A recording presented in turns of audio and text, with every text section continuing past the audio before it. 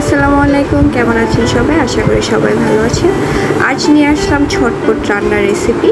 যদিও এই রেসিপিটা আমার আপুর থেকে নেওয়া, কারণ আমার আপু প্রায় এইভাবে রান্না বসায়। আমার আব্বুকে আবার আমার আম্মু শিখিয়েছে, আপুর থেকে আমি শিখিয়েছি। তো প্রথমত হচ্ছে সব মশলা দিয়ে নর্মালি মাংসের সাথে যে মশলাগুলো দেয়, পেঁয়াজ বাটা, আদা বাটা, রসুন বাটা, তারপর যে শুকনো মশলাগুলো থাকে সব কিছু দিয়ে এটাকে ভালোভাবে মাখিয়ে কিছুক্ষণ রেখে দিলে ভালো হয়, মশলাটা মাংসের সাথে ভালোভাবে মিশতে পারে। আর আপনি চাইলে সাথে সাথে রান্না করে ফেলতে পারেন, কোনো সমস্যা নেই। বাট এই রান্নাটা এইভাবে রান্না করে দেখবেন অনেক বেশি মজা লাগে আমার কাছে। তো আমিও ট্রাই করলাম এভাবে রান্না করার জন্য। সব মশলা দিয়ে দিচ্ছি একটা একটা করে, হলুদ, মরিচ, লবণ সব দিয়ে তারপর একসাথে মাখিয়ে নেব ভালো করে। এখন আপনারা অনেকেই জিজ্ঞেস করতে পারেন যে আপু এত সাউন্ড কিসের? ভাই এত গরম, আমি 2টা ফ্যান ছেড়ে রেখেছি, ওই জন্য অনেক বেশি নয়েজ হচ্ছে, আপনারা এটা স্কিপ করবেন।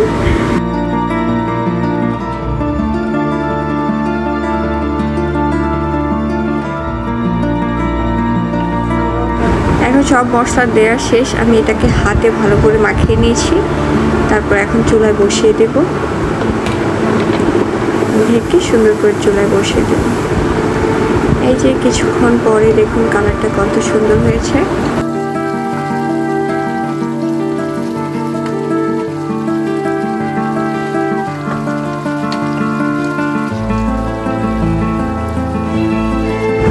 যেহেতু সবজি রান্না করব, এপাশে আমি চিংড়ি দিয়ে সবজিও বসিয়ে দিয়েছি।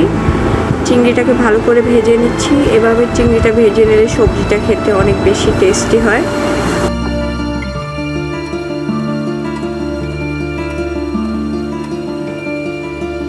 চিংড়ি প্রায় ভাজা শেষ। এখন এটার সাথে হালকা পানি দিয়ে দিয়েছি। পানিটা যখন ফুটেছে সাথে আমি সবজিগুলো দিয়ে দিচ্ছি। হালকা পানি, বেশি পানি না। এই পানিটার মধ্যে সবজিটাও আমি ভালো করে কষিয়ে নেব।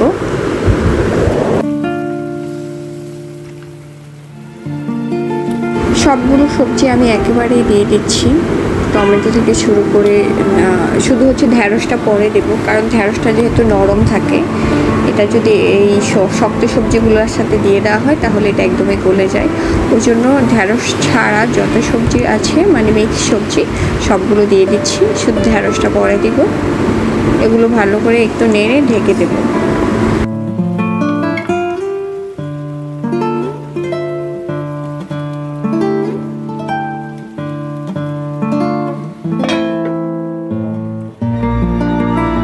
তারপর যখন ওই সবজিগুলো সিদ্ধ হয়ে গিয়েছে, তার সাথে ঢ্যাঁড়সগুলো দিয়ে দিয়েছি।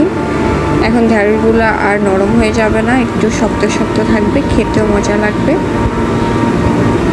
এই যে আমার রান্না প্রায় শেষ হয়ে গিয়েছে, গরু মাংসটাও সিদ্ধ হয়ে গিয়েছে, সবজিটা রান্না শেষ। আমি ঝোল কমাবো না, মোটামুটি একটু ঝোল ঝোল রাখবো। আর সাথে ধনিয়া পাতা দিয়ে দিয়েছি। আর তেমন কোনো মশলা দেওয়া হয়নি, সবজির সাথে হালকা মশলা আর চিংড়ি দিয়ে রান্না করা হয়েছে। আর সবজির সাথে বেশি মশলা ইউজ করলে খেতে অত মজা লাগে না।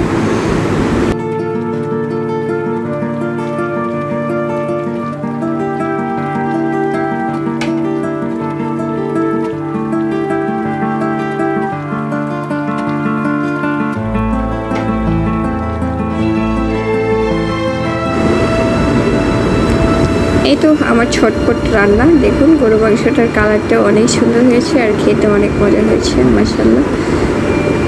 আর এই হলো আমার সবজির ফাইনাল লুক। কেমন হয়েছে অবশ্যই জানাবেন।